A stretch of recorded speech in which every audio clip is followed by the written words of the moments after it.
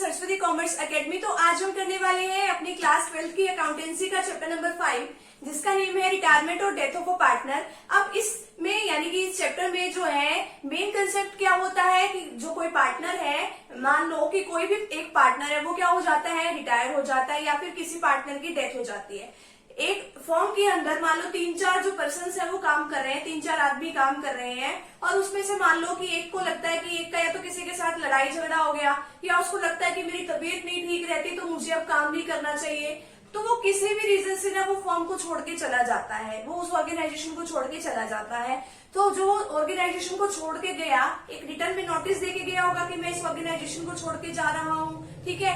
तो उसको क्या कहते हैं कि अब वो यानी कि पर्सन क्या हो रहा है, अपनी उस ऑर्गेनाइजेशन से रिटायर हो रहा है, ठीक है। वो पर्सन क्या हो गया, रिटायरमेंट उसने ले ली। अब या फिर एक केस क्या हो सकता है कि यहाँ भी 3-4 लोग काम कर रहे थे ऑर्गेनाइजेशन में, तो एक पर्सन की क्या हो जाती है, डेथ हो जाती है। तो इस वजह से जो है वो जो ऑर्गेनाइजेशन को तो अब वो तो चला ही गया ऑर्गेनाइजेशन से, तो इसमें ये 2 केसेस जो है आ जाते हैं। अब इन दोनों केसेस में से अगर कुछ भी होता है तो क्या हो जाता है कि जो हमारा पुराने वाला एग्रीमेंट होता है, जो हमारा इंडियन पार्टनरशिप एक्ट 1932 के अकॉर्डिंग जो हम पार्टनरशिप एग्रीमेंट बनाते हैं, वो क्या हो जाता है, वो खत्म हो जाएगा, ठीक है। अब नए पार्टनर के साथ जो है बाकी जो बचे हुए पार्टनर्स हैं, तो उनके साथ एक नया एग्रीमेंट स्टार्ट होगा।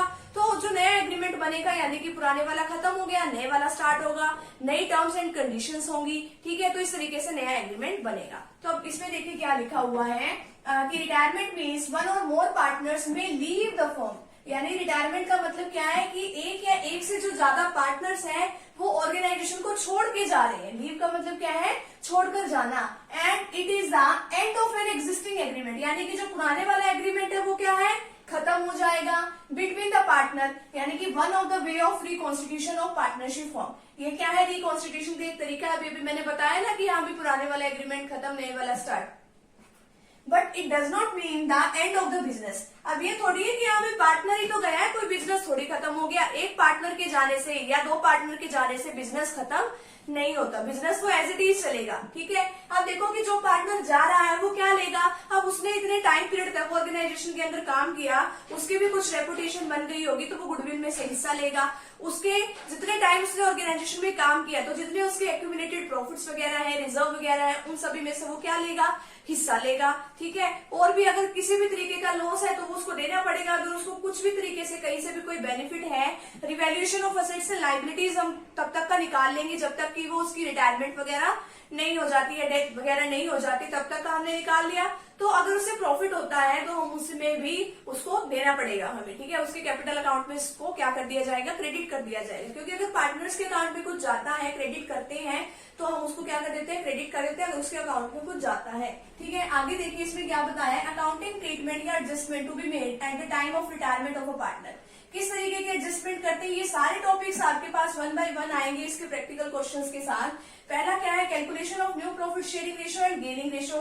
आपको न्यू प्रॉफिट शेयरिंग रेशियो निकालनी पड़ती है, गेनिंग रेशियो निकालनी पड़ती है। अभी जो एडमिशन ऑफ अ पार्टनर में मैंने आपको बताया था कि सेक्रीफाइस रेशियो निकालते हैं, क्योंकि जब नया पार्टनर हमारी ऑर्गेनाइजेशन में काम करने के लिए आता है तो पुराने वाले पार्टनर्स को क्या करना पड़ता है, अपने हिस्से में से कुछ पार्ट सेक्रीफाइस करना पड़ता है। अब इसमें क्या है कि एक पार्टनर छोड़ के जा रहा है ना, तो उसका भी हिस्सा फ्यूचर में किनको मिलेगा, बाकी बचे हुए पार्टनर्स को मिलेगा, यानी कि बढ़ के मिलेगा ना उनको हिस्सा। तो उनको क्या होता है, गेन। गेन का मतलब क्या है, प्रॉफिट। तो गेनिंग रेशियो निकालते हैं, इसका भी फॉर्मूला है। आगे क्या है कि गुडविल की ट्रीटमेंट करेंगे। अब उसने अपने टाइम पीरियड तक ऑर्गेनाइजेशन में काम किया, गुडविल बनाने में अपना हिस्सा जो है उसने दिया था, तो वो अपना हिस्सा भी तो मांगेगा गुडविल में से। और क्या करेंगे, उसके रहते हुए का जितना भी एक्यूमुलेटेड प्रॉफिट या लॉस है या रिजर्व है वो सब उसको दिया जाएगा। Revaluation of assets and liabilities निकाली जाएंगी कि कितने टाइम पीरियड तक हमारी एसेट्स और लायबिलिटीज की क्या वैल्यू है। और क्या है, इसमें प्रिपरेशन ऑफ बैलेंस शीट होगी, ठीक है। बैलेंस शीट को प्रिपेयर किया जाएगा। तो यहाँ तक का फटाफट से आप स्क्रीनशॉट ले लीजिए।